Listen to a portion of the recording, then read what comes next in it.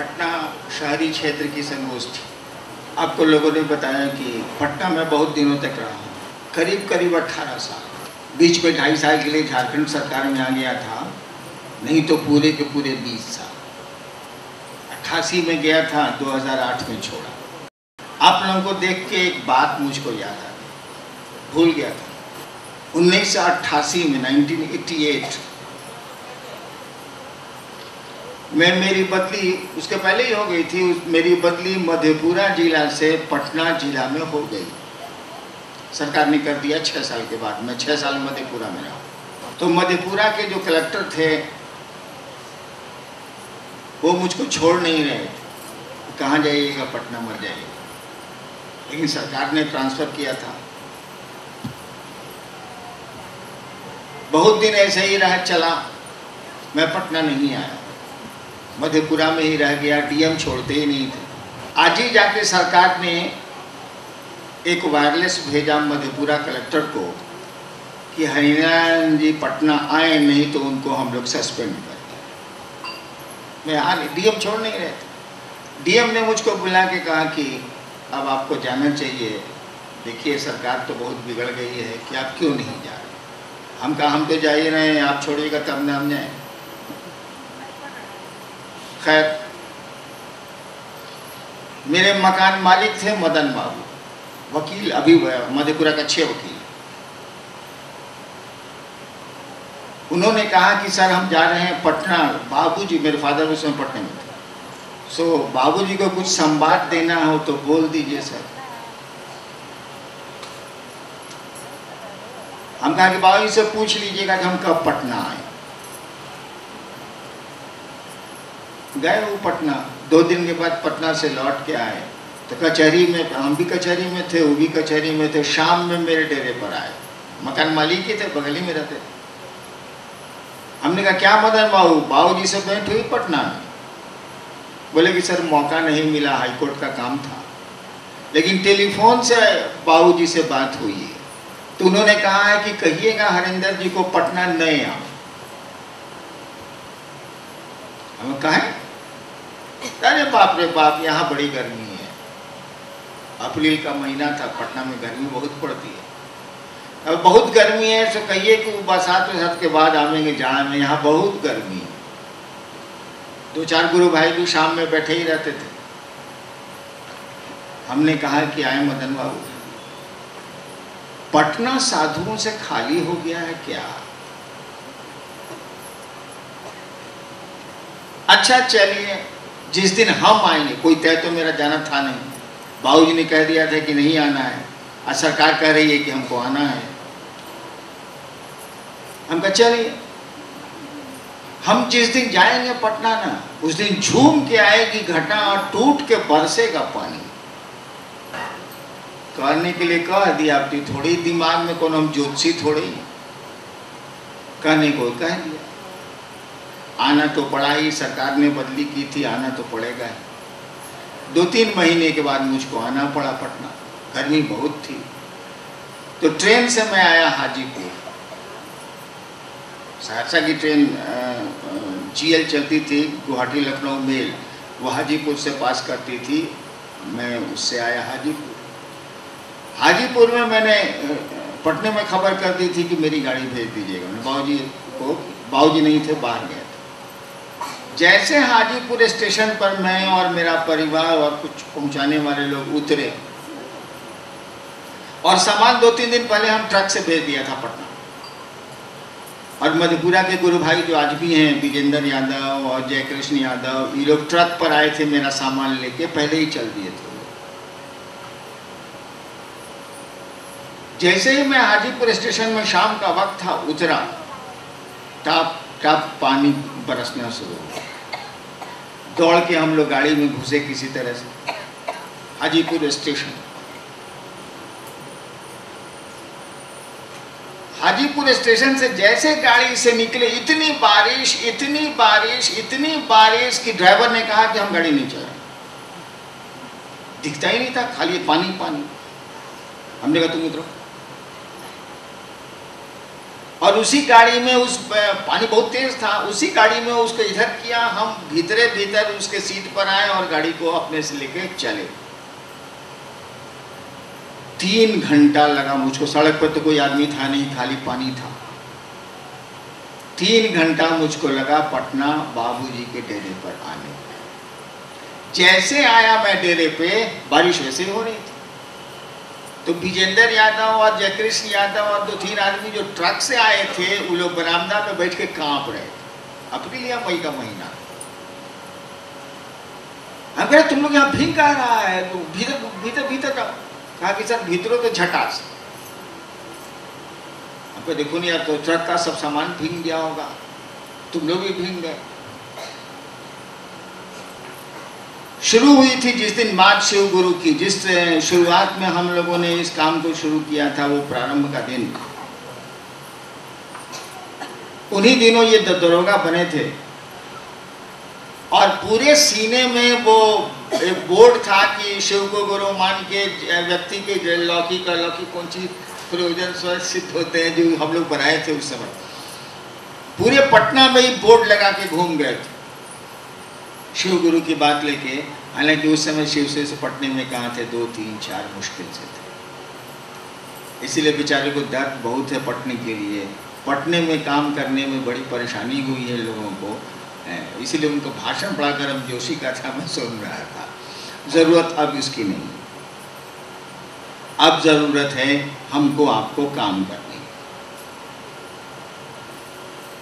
और बरखा अभी बोल रही थी कि क्या छोटी छोटी बातों पे ध्यान दें। जो गुरु ने हमको आपको कहा, जो गुरु का आदेश है कि दूसरों को शिव से जोड़ना है, और अभी पूरा का पूरा काम बाकी है। बिहार में थोड़ा बहुत तो काम हुआ है, उत्तर प्रदेश के पूर्वांचल में काम चल रहा, चल तो सब जगह रहा, लेकिन अभी बहुत काम बाकी है।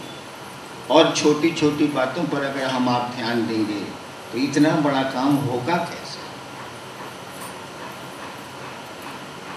और भूलते क्यों हैं आपके मौसम बदलते हैं।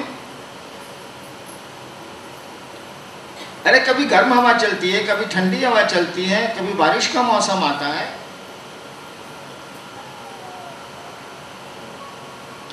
तो कभी कुछ लोग कहेंगे, कभी कुछ कहेंगे, कभी कुछ कहेंगे। अब तो इतने हैं आप, तब आप उनकी बात सुन के ठहर जाते हैं। एक दिन तो मैं अकेला था, कितनों की बात सुनता हूं उनका, सोचिए तो जरा। कितने आसमान के लोग मुझको तंग करते थे अलग, धरती पर आक्रमण होते थे अलग। शिव गुरु की बात लेके जब मैं चला था तो चौतरफा आक्रमण होते थे कि कैसे किसी तरह मैं रुक जाऊं। लेकिन आपने देखा होगा कि जो घोड़े को ट्रेनिंग दी जाती है तो हर्डल्स बना दिए जाते हैं, घोड़े को तड़पाया जाता है। ये ट्रकें जो आप बाजार में देख रहे हैं, इनको जब कंपनी टाटा निकालती है तो इनकी जो जांच होती है निकलने के पहले, आप देखिएगा तो लगेगा कि पूरा ट्रक ही टूट जाएगा। ये क्या, कौन जांच कर रहा है। इतना हड़ाक हड़ाक पटकता है उसका जो मैदान है जिसमें जांचा जाता है ट्रकों को, लगेगा कि सभी चक्का फेंका जाएगा इसका। तब बाजार में ट्रकें आती, तो परेशानियां, मुसीबतें ये सब तो आती रहेंगी। यही आपको मजबूत बनाती हैं, यही आपको आगे चलने के लिए प्रेरित करती हैं, यही हौसला बढ़ाती हैं आपका। तो छोटी छोटी बातों पे ध्यान नहीं दें। और हम आप समझते हैं कि गड़बड़ी हो गई, हम आप समझते हैं कि फलाना गुरु भाई गड़बड़ कर रहा है, हम आप समझते हैं कि यहाँ गड़बड़ी है, वहाँ गड़बड़ी है। एक बात बताइए तो, जिस दिन मुझको कहा गया था कि तुम जो करते हो दूसरों को करने को कहो, आपको मालूम है बेगूसराय में 1985 का वाकया है। मैं सुबह 4:30 बजे बैठा हुआ था, यहीं पटना के रोहतगी साहब, आप लोग सबको लोग उनको जानते होंगे, अब तो बहुत बूढ़े हो गए बेचारे। उन्हीं के घर ठहरा था, मधेपुरा से पटना जा रहा था मैं जीप से। रात हो गई थी तो बेगूसराय में उस समय वो पोस्टेड थे, मैं ठहर गया था उनके यहाँ। अकेले रहते थे, परिवार तो उनका सिटी में है, उनकी पत्नी सिटी में ही हेड मिस्ट्रेस थी, अब तो रिटायर कर गई हूँ। सुबह 4-5 ही बजे, 2 बजे तक तो हम लोग गप किया। 2 बजे के बाद सोने गए, वो 4 बजे उठ करके लगे दुर्गा सप्तशती का पाठ करने जोर जोर से। मेरी नींद खुल गई। उस समझ गया कि हिंगरान साहब उठ गए हैं, तो बाहर एक तो हम काम बाहर बैठते हैं, आप पूजा कीजिए। तो कुर्सी बाहर बरामदे पर रख दी, नहीं हम कहते हैं आप पूजा कीजिए, हम बैठते। उसी समय एक आवाज़ ने मुझसे कहा कि तुम जो करते हो कहते नहीं हो। और मैंने कहा था कि मैं जो करता हूँ सो कहता हूँ। और अंत में आवाज़ ने पूछा क्या करते हो? मैंने कहा मैं शिव का शिष्य बनाता हूँ। आवाज़ ने कहा करने को क्या कहते हो? तो मैं चुप हो गया, इसीलिए कि मैं करने को तो पूजा करता था, पूजा साधना प्रक्रिया बतलाया करता था। तो मुझको कहा गया कि तुम जो करते हो दूसरों को करने को कहो। जिसने मुझको ये कहा कि तुम जो करते हो दूसरों को करने को कहो, हम भी समझते थे कि इसमें बाधाएं होंगी। क्या कहने वाला इस बात को नहीं सोच रहा था कि भविष्य में ये बात चलेगी तो कहाँ बाधाएं आएंगी, अवरोध आएंगे? उसको नहीं समझ में आ रहा था। उसने कुछ नहीं कहा। उसने नहीं कहा कि देखो आगे चलोगे ना तो ऐसा लोग कहेंगे, ऐसा लोग कहेंगे, ऐसा होगा, ऐसा होगा, ऐसा होगा, तो ऐसा करना। कुछ नहीं कहा उसने। बस एक पंक्ति उसने कही कि दूसरे तुम जो करते हो दूसरों को करने को कहो, और पूछ लिया कि तुम क्या करते हो। हमने कहा मैं लोगों को शिव का शिष्य बनाता हूं। यानी दूसरों को कहो कि वो दूसरों को भी शिव का शिष्य बनाए, अर्थ यही। उसने कुछ नहीं कहा इसके अलावा, न आगे न पीछे, न जोड़ा कुछ न घटाया कुछ। उसको तो ये कहना चाहिए था ना कि आगे आने वाले दिनों में ऐसे ऐसे लोग भी आएंगे, ऐसे ऐसे लोग भी आएंगे, ऐसा ऐसा भी होगा, तुम देखना, ऐसा नहीं ऐसा करना। कुछ नहीं कहा उसने, एक वाक्य कहा। न कोई अनुशासन थोपा, न कोई बात कही, न नियम बनाए, न कानून बनाए, न अवरोध दिया, न कोई वर्जना दी। कुछ भी नहीं कहा। तो हमने भी कोई वर्जना नहीं दी, आप जो करते हैं करिए, शिव को गुरु मानिए। उसने हमको कहा ही नहीं कि बोलना कि लोग मुर्गा नहीं खाएगा, बोला ही नहीं, तो मैं क्यों आपको बोलूं। उसने कहा ही नहीं कि बोलना कि प्याज नहीं खाएगा, उसने हमको कहा ही नहीं, मैं आपको क्यों बोलूं। आपका मन करे प्याज खाइए, ऊपर से खाइए, जहां से मन करे सो खाइए, हमको क्या लेना देना। मैंने कुछ नहीं कहा, इसलिए कि उसने कुछ नहीं कहा। अब आप कहते हैं कि लोग संगोष्ठी में आने से रोक रहे थे। मेरे महादेव ने हमको कुछ कहा ही नहीं, तो बोलिए अब हम क्या बोले उस पर। उसने तो कुछ कहा ही नहीं। उसने तो कहा जाओ दूसरों को शिव का शिष्य बनो, बस, कुछ कहा नहीं। और मैंने देखा है, अगर गुरु के इस आदेश पर आदमी केवल खड़ा है, कठिन तो है जरूर, क्योंकि आदमी का मन है ना, दुखी होता है, क्रोधित होता है। लेकिन अगर इस बात पर आदमी खड़ा रहे कि हमारा गुरु का जो आदेश है मुझको करना है, अगल बगल क्या होता है हमको कोई मतलब नहीं, एक दिन वो बहुत आगे निकल जाएगा और सारी चीज़ें जो उसके लिए अवरोध का काम कर रही हैं, रुकावट का काम कर रही हैं, वो टूट जाएंगी। काहे कि उसके बाद बहुत साल तो बीत गए। शिव गुरु की बात चली है 1982 से, 82 से, और मैंने अपने मन से शुरू किया। मुझको किसी ने कहा भी नहीं, महादेव का आदेश थोड़ा ही है कि महादेव की चर्चा करो ना, वो अपने मन से हम शुरू किया था। वो तो 3-4 साल के बाद उन्होंने कहा कि तुम काम जो कर रहे हो उसको ऐसे करो, खाली टेक्निक बदला, प्रक्रिया उसमें उन्होंने बदल दी, काम करने के लिए तो कहा नहीं था। इतने साल बीत गए, इतने लोग शिव गुरु से जुड़ते चले जा रहे हैं, जुड़ गए हैं, कहाँ कोई दिक्कत हुई है। उसने कुछ नहीं कहा है, हमने भी कुछ नहीं कहा है, आपको भी कुछ नहीं कहना चाहिए। महादेव ने तो कुछ कहा नहीं भैया, उसने तो कहा जाओ दूसरों को शिव गुरु से जोड़ो, शिव से जोड़ो। भाई तुम जो करते हो, मैंने कहा मैं शिव का शिष्य बनाता हूँ। आपको भी दूसरों को शिव का शिष्य बनाना चाहिए, गुरु का आदेश है करना चाहिए। बाकी बातों पे ध्यान ही मत दीजिए। मन दुखी हो चुप हो जाइए, मन क्रोधित हो चुप हो जाइए। काहे कि शिव शिष्यता के बॉस कौन है भाई साहब? आप ही कहते हैं मैं शिव का शिष्य हूँ, मैं शिव की शिष्या हूँ। इसका मानी आपके इस पथ के, इस मार्ग के बॉस तो है महादेव। आप ही कह रहे हैं शिव मेरे गुरु हैं, मैं शिव का शिष्य हूँ। महादेव ना है, अपना मतवा क्या खराब कर रहे? छोड़िए। आपके गुरु ने जितना कहा उतना करने की कोशिश करिए, उतना का मन बनाइए, उसी के लिए उनसे दया मांगिए। जरूरत हो तो मेरी मदद ले लीजिए, मैं जितनी मदद कर सकूंगा कर दूंगा, ले लीजिए। इसके इधर उधर जाइएगा तब आपका मन खोर होगा, तब आपका मन ज्यादा दुखी होगा और कोई लाभ भी नहीं। उस महादेव को कुछ कहना चाहिए था ना भाई। जब उन्होंने कहा कि दूसरों को शिव का शिष्य बनाओ, तो उनको और बातें भी कहनी चाहिए थी ना। कुछ बोले ही नहीं मुझको, तो मैं क्यों बोलूंगा आपको? आपको भी चाहिए कि आप क्यों बोलेंगे, चुप रहेंगे। जितना भर काम है उतना करेंगे, उसके लिए समझाएंगे, उसके लिए कोशिश करेंगे, उसके लिए प्रेरित करेंगे। इतना भर करेंगे, बाकी छोड़ देंगे। बाकी बुझे महादेव, ढेर काबिल है हरिनारायण जी, तो है बुझे हरिनारायण जी, हमको इसे क्या मतलब? इसीलिए छोड़ देना है। और जो गुरु का आदेश है हमको आपको, उस दिशा में हमको आपको चलना है।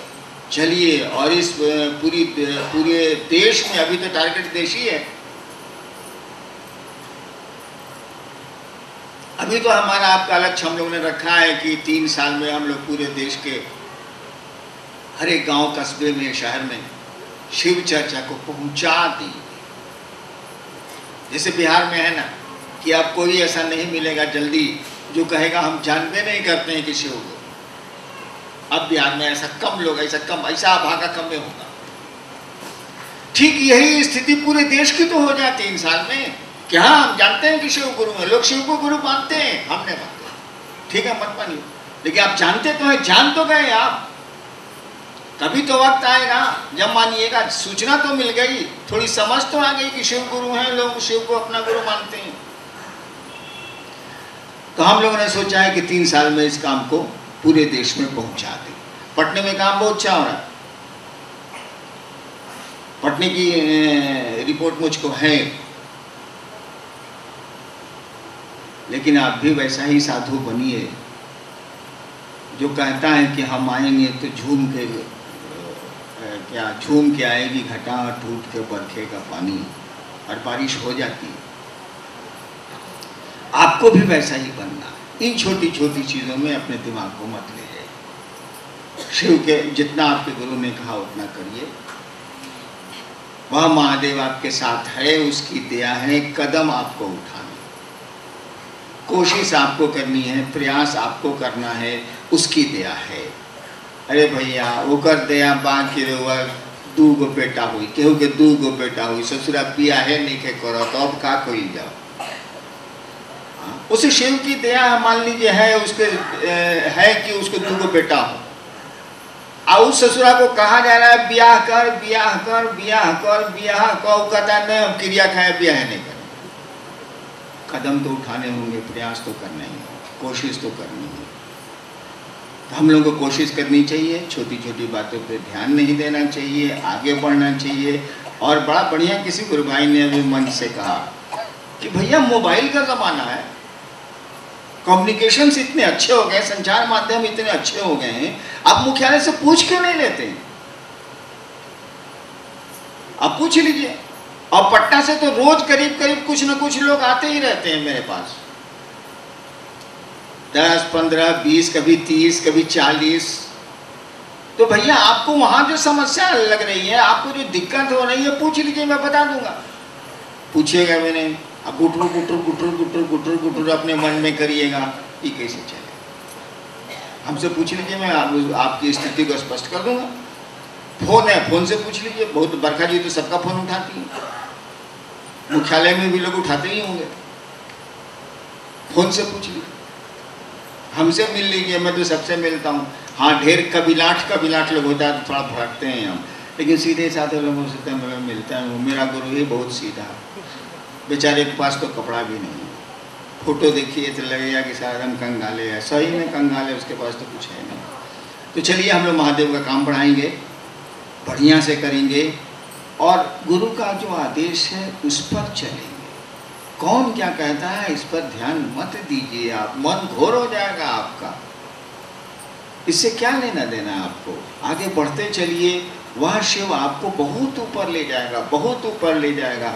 चलते चलिए, इन बातों पर, छोटी छोटी बातों पर जब आप ध्यान दीजिएगा तो आपके चाल आपकी कमज़ोर पड़ जाएगी, चाल धीमी पड़ जाएगी, क्या लाभ। चलिए आगे बढ़ते हैं, हम शिव की ओर हम लोग सब मिल के चलते हैं। उस महादेव से प्रार्थना करते हैं कि आप खूब सुंदर चलिए, खूब सुंदर चलिए। मेरी 18 साल की मेहनत को आप बेकार नहीं करेंगे। इस आशा और इसी उम्मीद के साथ आप सबों को मेरा प्रणाम।